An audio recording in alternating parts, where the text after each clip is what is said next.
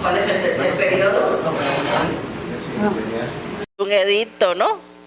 Donde oficializó el cristianismo como la creencia universal. Pero ¿qué pasó? ¿Por qué después se distorsionó todo esto? Cuénteme.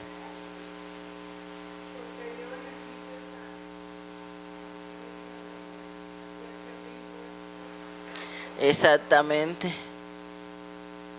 Porque empezó a darle beneficios a los líderes eclesiásticos.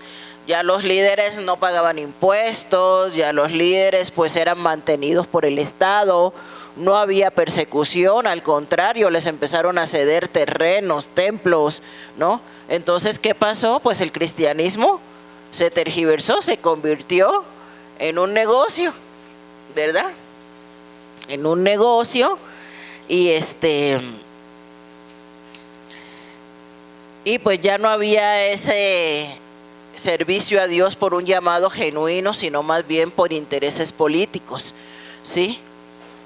Después de esa etapa imperial, ¿cuál sigue?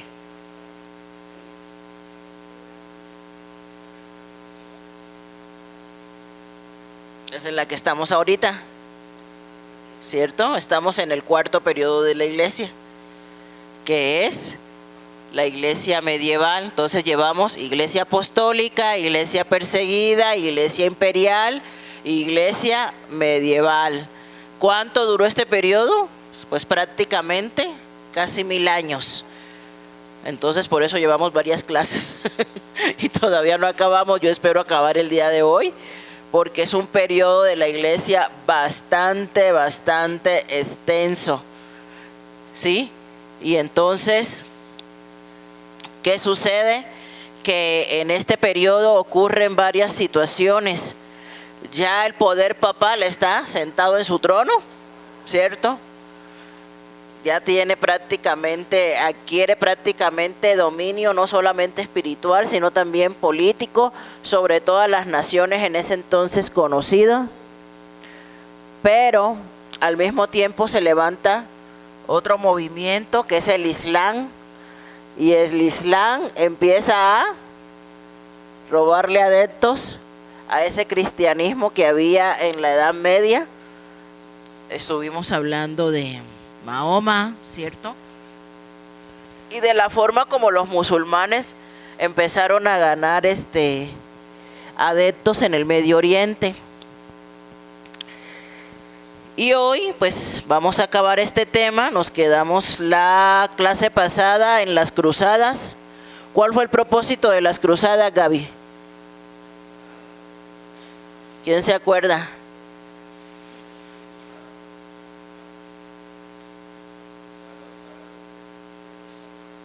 Expulsar a los árabes de la Tierra Santa, ¿sí? Ya habían tomado los árabes la Tierra Santa y pues se levantaron estas guerras con el apoyo de los reyes y de los obispos católicos en defensa de la Tierra Santa. Fueron muchas cruzadas, pero aquí nada más estuvimos hablando de 8, ¿cierto? Entonces, ahora sí vamos a terminar con el tema y vamos a hablar sobre el desarrollo del monasticismo. El desarrollo del monasticismo. Ya habíamos visto algunos indicios del monasticismo en la etapa de la iglesia imperial. ¿Se acuerdan que les hablé de los pilares? Habían hombres que se subían, construían pilares y se subían allá.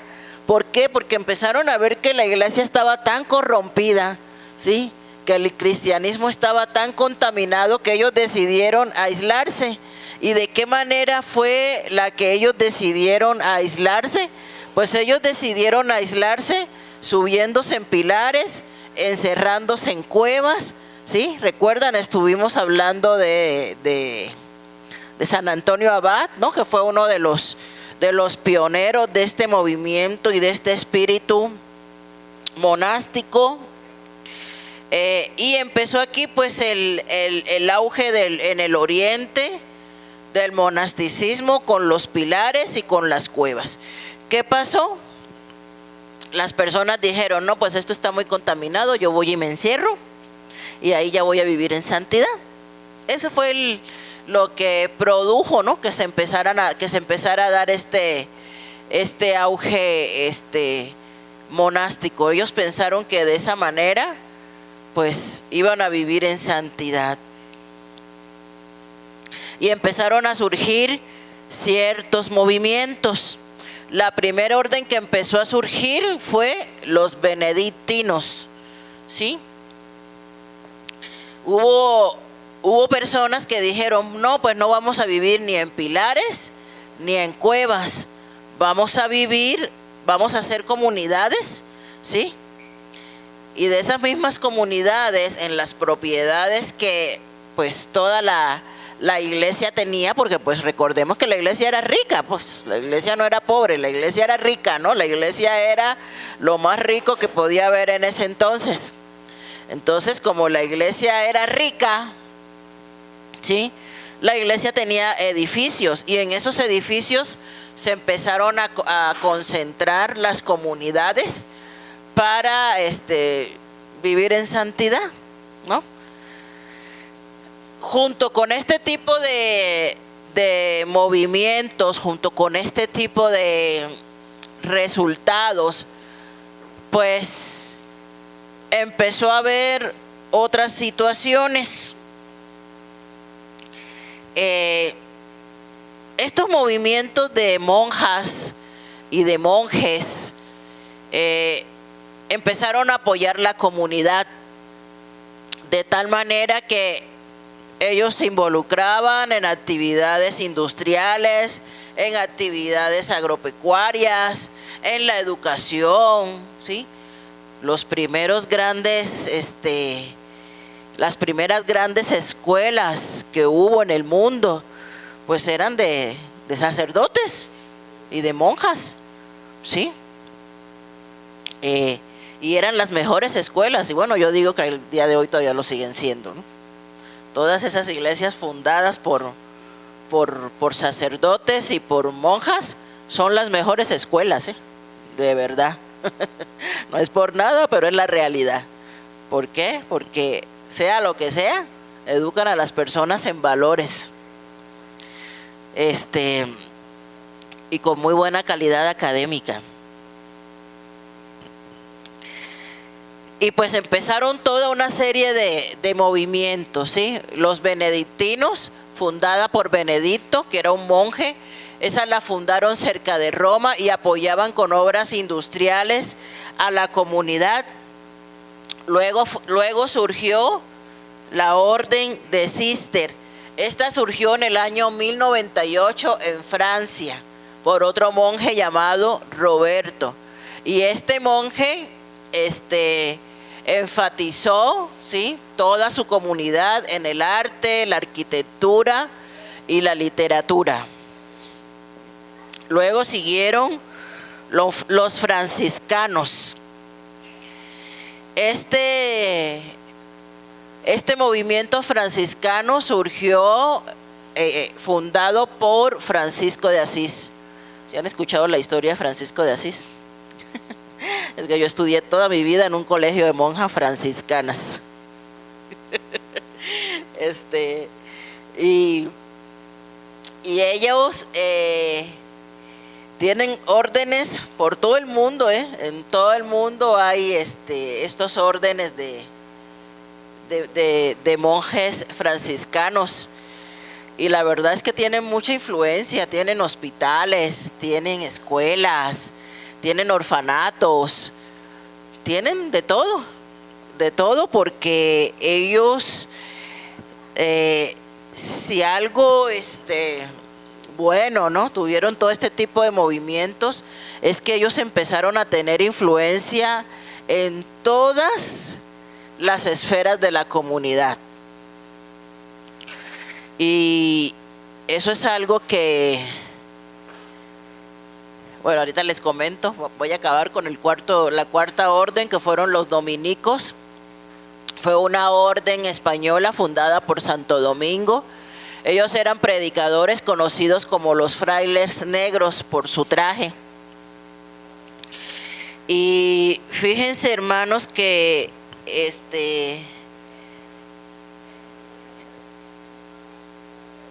si algo bueno, ¿no?, tienen estos monjes y estas comunidades, es que ellos influyen en todas las áreas de la sociedad. ¿Conoce usted hospitales de sacerdotes y de monjas? Sí, ¿verdad?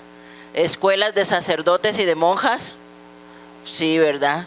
¿Universidades de sacerdotes y de monjas? ¿Orfanatos de sacerdotes y de monjas? Sí, ellos influyen en todas las áreas de la sociedad, cosas que a veces a nosotros como cristianos nos hace falta, ¿no? En algunos países más que en otros, pero vemos la influencia de estos movimientos y de alguna manera hay una influencia activa en la sociedad, ¿no? A veces como cristianos nos quedamos cortos. Algunas escuelas cristianas, ¿no?, cristianas que conozco, pues ni siquiera están registradas por la SED, ¿no? No sé, funcionan bajo un mecanismo diferente, ¿no? Pero ahí nos quedamos cortos. Hospitales de cristianos, ¿conocen alguno? Una que otra clínica chiquita por ahí, ¿no?, que son de cristianos. Pero nos falta esa presencia en la sociedad, ¿no? Bueno, yo veo que aquí en México más, ¿no? Por aquí está más marcado el catolicismo, ¿no? Porque allá en mi país sí hay hospitales cristianos, canales de televisión cristianos, emisoras cristianas, ¿no? Todo lo que tú quieras cristiano, ¿no? Colegios cristianos, ¿no? Pero aquí es muy, muy poquito, la verdad, la influencia del cristianismo en la sociedad. Y eso es algo que sí, como cristianos, sí debemos rescatar, ¿no? A veces tenemos la mentalidad de que no podemos nosotros como cristianos incursionar en las distintas áreas de la sociedad, y eso es un error. Eso es un error. Yo he escuchado a cristianos decir, no, pues es que los cristianos no se deben involucrar en esto, ¿no? O no se deben involucrar en esto otro, o no se deben involucrar en aquel otro, ¿no? Pero pues al final, hermano, yo digo, pues si nosotros como cristianos no nos involucramos, pues entonces ¿cómo las personas conocerán de Cristo si nada más estamos encerrados en las iglesias?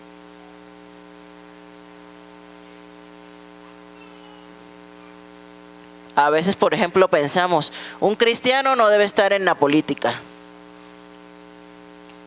¿Sí o no? ¿Cuántos piensan así? ¿Pero no estuvo Daniel en la política? Pero yo les aseguro que ustedes conocen a un hermano que se lance a la alcaldía y la iglesia son los primeros en señalarlos. Seguro. Porque entre nosotros mismos tenemos tantos perjuicios, entre nosotros mismos, que yo se los aseguro, que venga un cristiano en la política y la misma iglesia son los primeros en señalarlos.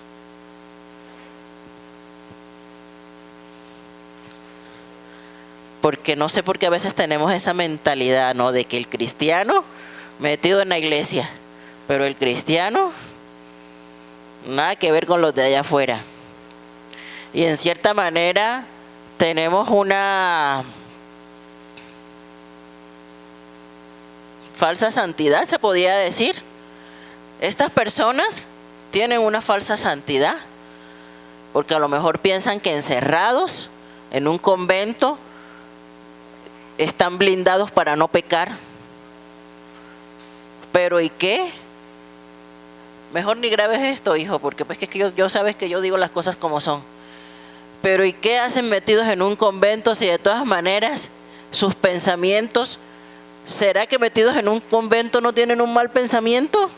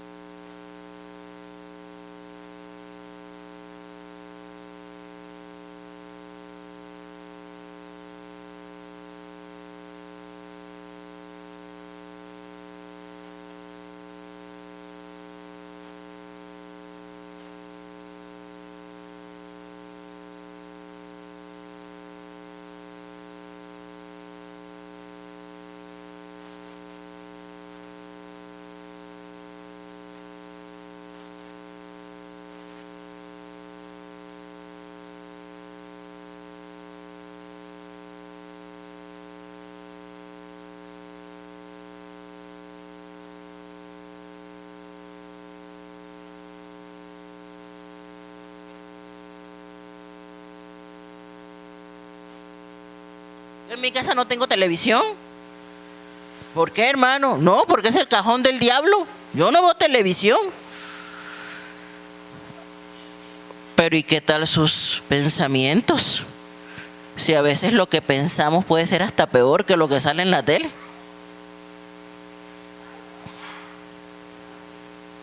Y es ahí donde a veces se me va la lengua y tengo que decir las cosas como son, ¿no? O sea, una falsa moralidad, una hipocresía, de que a veces somos muy santos para unas cosas,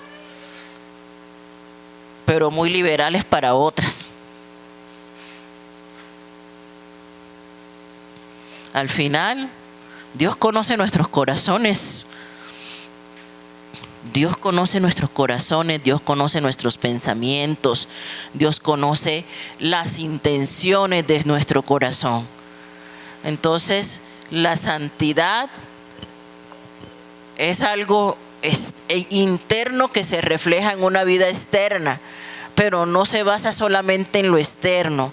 Y ese es el error que se cometió al pensar, ¿no?, que por un atuendo externo donde yo me voy a forrar de cabeza hasta el tobillo, ¿sí?, de por estar encerrado, de por estar leyendo todo el día como si yo fuera una biblioteca ambulante, de por casi ni levantar la mirada, ya yo soy santo. Y nosotros como cristianos, aunque no vayamos a un convento, podemos tener esa falsa idea de que la santidad es lo externo. Pero lo externo no refleja santidad. La santidad tiene que ir desde el corazón, porque yo aquí en la iglesia puedo alzar las manos, puedo decir aleluya, gloria a Dios, santo, santo, y aquí todos somos santos. Pero en mi corazón a lo mejor odio, en mi corazón a lo mejor tengo rencor, en mis pensamientos a lo mejor hay: ese hermano me cae tan mal, ojalá pase un tren y lo apachurre, ¿no? O sea, en mi pensamiento yo puedo tener muchas cosas. En mi corazón yo puedo tener muchas cosas que nada tienen que ver con mi comportamiento externo. Entonces, ¿a qué voy, hermanos? Aunque nosotros sabemos que a lo mejor esto no es correcto, nosotros como cristianos podemos caer en la misma situación cuando pensamos que la santidad es algo solamente externo. ¿Sí capichi o no capichi? ¿Sí me entienden la idea, hermanos? ¿Cierto? O sea, caemos en el mismo error cuando pensamos que a lo mejor la santidad es que me ponga mi faldota larga, pero pues al mismo tiempo tengo la lengüota bien larga, ¿no? Es lo mismo. Es lo mismo.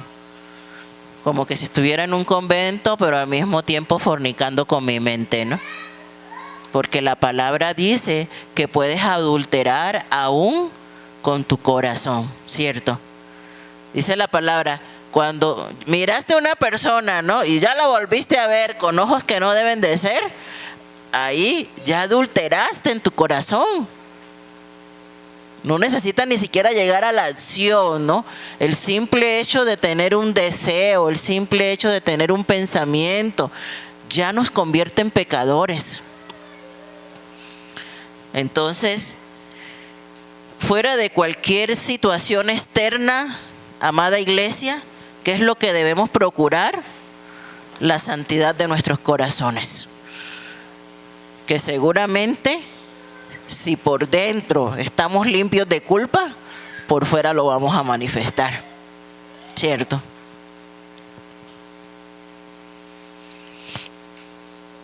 La siguiente, hijo. Entonces, pues todo esto surgió con la intención de limpiarse, de purificarse, de aislarse, ¿no?, de todo tipo de pecado, ¿no? Pero bueno, a lo largo de los años hemos visto que los errores, ¿no?, los errores que ese tipo de pensamiento ha traído al mundo entero, ¿no? Beneficios del monasticismo: centros de paz. Durante los siglos de guerra había centros de paz y de quietud en los monasterios, donde muchos que estaban en dificultad encontraban refugio. Y esto es algo que hoy seguimos viendo, ¿cierto? Cuando hay guerras entre las naciones, ¿quién es el primero que va a ir a intervenir y a lanzar sus oraciones por la paz del mundo? Exacto. Hospitalidad: ofrecían hospedaje a viajeros enfermos y pobres. Pues esto es algo que la iglesia tradicional sigue haciendo, ¿no? Conocemos mucho, la mayoría de las fundaciones, la mayoría de los pertenecen, ¿no?, a la fe católica. Ellos invierten mucho en buenas obras, ¿sí? porque pues también una de sus doctrinas es que pues son salvos también por obras, ¿no? Refugio, pues eran el refugio y la protección de los indefensos, especialmente mujeres y niños. Agricultura, promovieron la instrucción en el cultivo de la tierra, construcción de caminos, etcétera. Literatura, copiaban libros, escribían crónicas. Educación, casi los únicos maestros, la mayoría de las universidades y escuelas se levantaron en monasterios, ¿no? Y grandes universidades, ¿no?, que todavía existen hoy, fueron fundadas en los monasterios.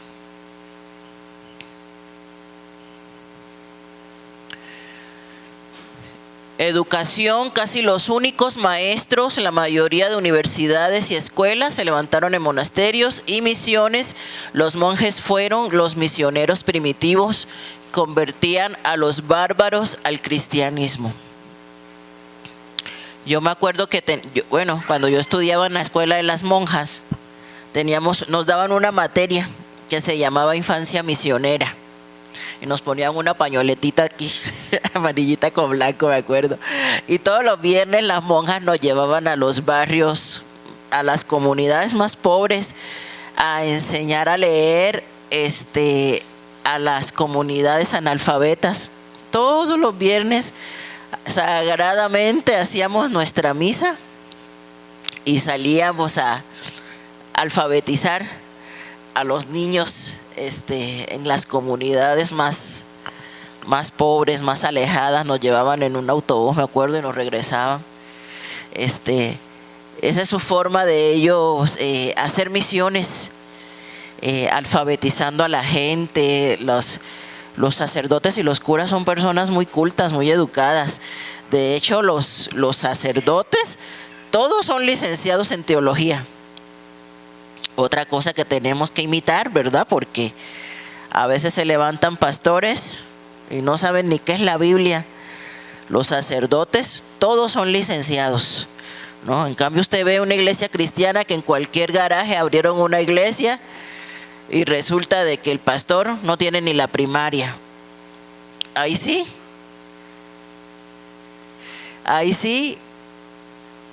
toca decir las cosas como son. Sí estudian, pero el problema es que no aplican lo que saben, porque pues sí tienen mucho conocimiento, pero pues no entiendo por qué la enseñanza sigue distorsionada, ¿no? Si tienen tanto conocimiento, porque ellos sí saben perfectamente que muchas de las cosas que enseñan no son así, y por eso luego vemos muchos videos, ¿no?, de sacerdotes que, como apenas salió el que sale en TV Azteca, ¿no?, diciendo en internet que no le recen a la Virgen porque la Virgen no salva, porque la Virgen no intercede, porque eso es mentira, que no crean, ¿no? Porque pues ellos mismos saben, pero pues ¿qué sucede? Que el día que la iglesia diga ya no crean en los santos, ¿qué creen ustedes que va a pasar? O sea, ustedes saben cuántos miles se recogen en cada iglesia, porque en cada columna hay un santito con un ofrendero para que tú vayas y dejes tu limosna. Ustedes saben el día que ellos digan no, todo esto es una mentira, vamos a recoger a todos los santos que tenemos, a todas las vírgenes. No, pues se vienen a la ruina, hermanos. Se vienen a la ruina. ¿Saben cuánto dinero se recoge en la basílica? ¿Ustedes saben cuánto dinero se recoge en el Vaticano? Son millones. Entonces, pues, eso nunca va a pasar. La iglesia nunca va a reconocer que han enseñado una herejía a través de los siglos, porque inmediatamente se les viene abajo el negocio, y de ahí come mucha gente. Esa es la realidad. Entonces, pues eso no va a pasar. Ese error seguirá por siglos y siglos, porque ¿Y ustedes creen que van a reconocer, que la iglesia un día va a reconocer que las misas no salvan a ningún muerto, que no le manda a hacer misa a los muertos porque las misas no salvan a ningún muerto? ¿Usted cree que la iglesia lo va a reconocer? No, porque ¿cuánto cuesta una misa de un muerto? La hermana, ¿no?, que le acaban de cobrar 2,000 pesos por la misa del muerto. O sea, ¿ustedes creen que van a decir, no me dé los 2,000 porque eso es una mentira? No, hermanos. ¿Sí me entienden? Entonces eso no va a pasar. La gente va a seguir engañada, la herejía va a seguir creciendo, hasta que la gente solita decida escudriñar la palabra y abrir sus ojos a la realidad. Eso es lo que sucede. Malos resultados del monasticismo: exaltación del celibato, exponía la vida célibe como la más elevada. Fíjense, y en este tiempo, hermanos, en este tiempo donde la mayoría querían ser monjas o sacerdotes, pues fue una institución creada por la misma Iglesia Católica en la Edad Media, con la misión de localizar, procesar y sentenciar a las personas culpables de herejía. Se constituyó en el 1231, estableciendo severos castigos y nombrando como inquisidores a los franciscanos, a los dominicos, a causa de su mejor preparación teológica y su rechazo a las ambiciones humanas. En cada tribunal había 2 inquisidores con asistentes, notarios, policías y asesores. Había un consejo formado por clérigos para que les ayudaran a dictar un veredicto. ¿Ustedes alguna vez han ido a estos museos de, bueno, aquí no sé, yo no he ido nunca, aquí en la Ciudad de México hay uno, ¿no?, el Museo de la Tortura, algo así? ¿Se han ido? ¿Ah? Aquí hay uno, yo sé que hay uno, pero la verdad yo nunca he ido. Pero allá, en la ciudad donde yo soy, bueno, como es una ciudad colonial, ahí, y es una ciudad donde había llegaron los españoles y llegaron muchos esclavos en barcos africanos, ¿sí? Entonces, ahí se dio mucho el catolicismo. Y en la época de la Inquisición, bueno, de hecho ahí en el centro de Cartagena hay una casa antigua que se le conoce como el Palacio de la Inquisición, y ahí hay unas, bueno, máquinas, si se le puede decir, máquinas donde torturaban a las personas, que porque eran brujas, que porque eran adivinos, que porque eran herejes, pero unas cosas que... Hay una máquina donde acostaban a las personas, las estiraban así, o sea, las agarraban de los brazos y de las piernas y las estiraban así, de lado y lado, de la mesa esa, y así los desmembraban prácticamente.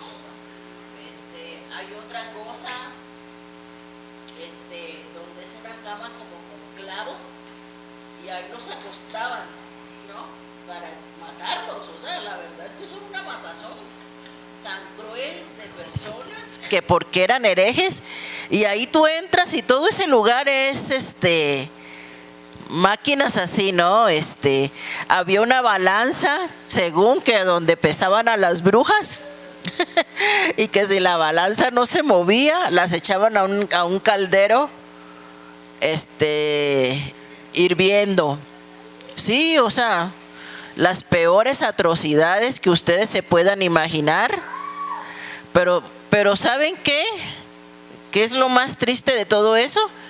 Que todo eso lo hacían en el nombre de Dios.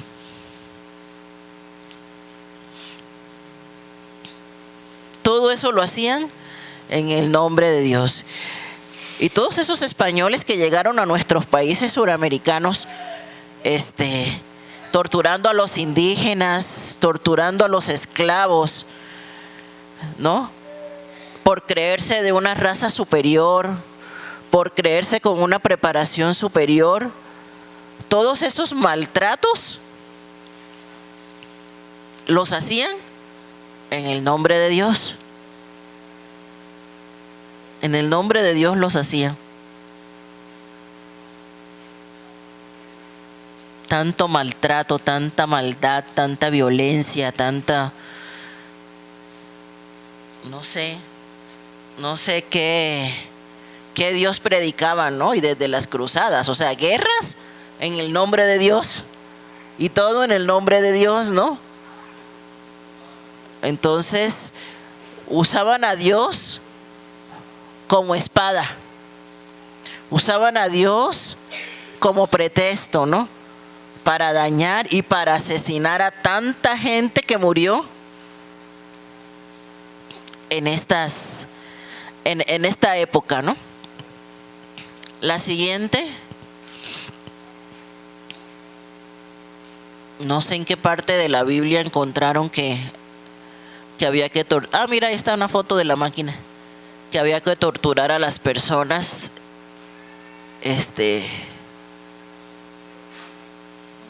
por herejes, ¿no? Y así, bueno, y esto no fue solamente en esta época, vamos a ver más adelante, en la época de la Reforma también hubieron muchas personas que murieron mártires por traducir la Biblia, por predicar el Evangelio, por hablar en contra de la fe católica. La siguiente,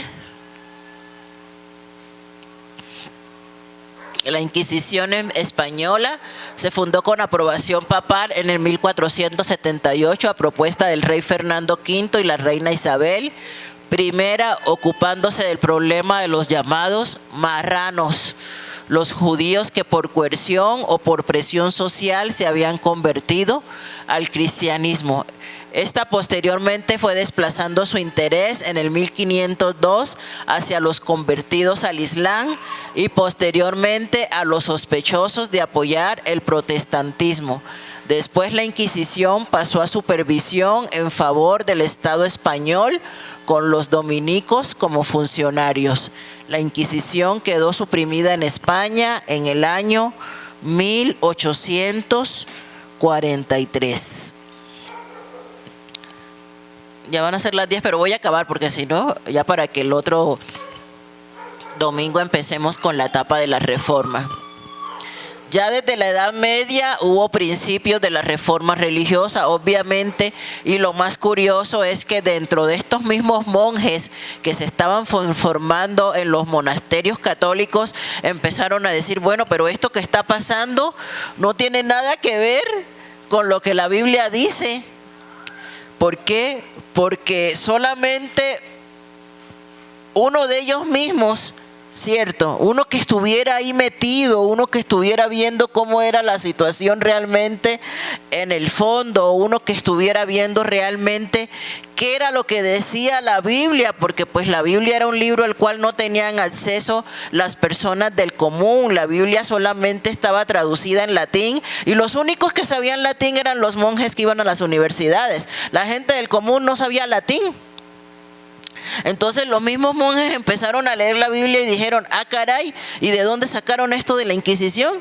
Ah caray, ¿y de dónde sacaron esto del celibato? Ah caray, ¿y de dónde sacaron si esto no lo dice aquí, no? Entonces ellos mismos empezaron a despertar, a abrir sus ojos a la realidad, que nada tenía que ver, ¿sí?, lo que decía la palabra con lo que se estaba enseñando y con lo que se estaba practicando. Entonces los mismos monjes empezaron a levantarse.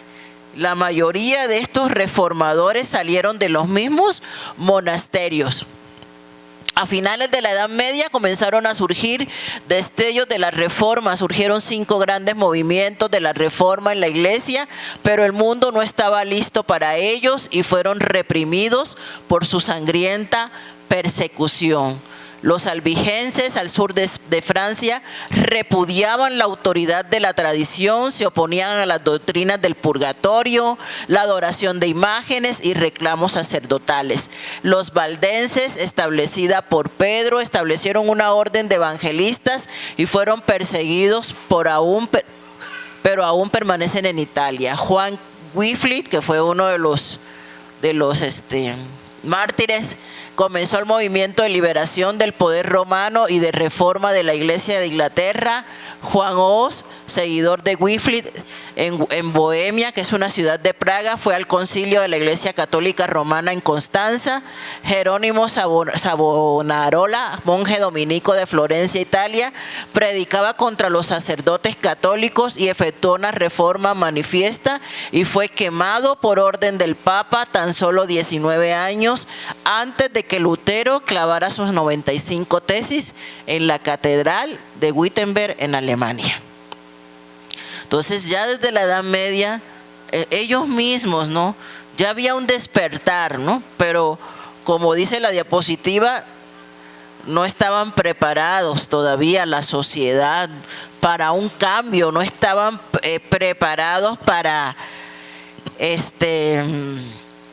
exponer sus ideas, defender, ¿sí?, sus ideas de que pues todo esto pues era una corrupción. La siguiente.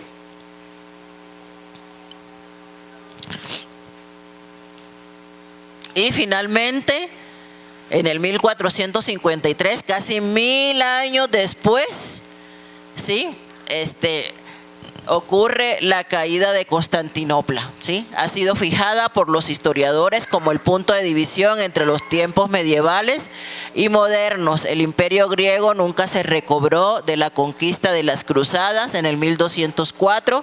Cada provincia fue cortada y solo quedó Constantinopla. En el 1453 fue tomada por los turcos bajo Mahoma el segundo. En un día la iglesia de Santa Sofía se transformó en una mezquita y Constantinopla llegó a ser la ciudad de los sultanes y la capital del imperio turco, ¿no?, lo que hoy conocemos como Estambul. La iglesia griega continúa con su patriarca, despojado de todo menos de su autoridad eclesiástica, y con la caída de Constantinopla termina el periodo de la iglesia medieval. Entonces, ¿qué pasó ahí? Cayó Constantinopla, ganaron los musulmanes y hasta el día de hoy así sigue siendo, ¿no?, en la mayor parte del Medio Oriente, ¿sí? Hay más población de musulmanes que de cristianos, que de católicos, que de cualquier otra creencia. Así terminamos la etapa de la iglesia medieval y al próximo domingo, el 10 de mayo, no vamos a tener discipulado, pero al siguiente, primeramente Dios, empezamos con la etapa de la reforma, muy bonita, muy interesante, no se la pierdan. Vamos a ver la vida y obra de Martín Lutero. Amén, iglesia, póngase sobre sus pies, vamos a orar.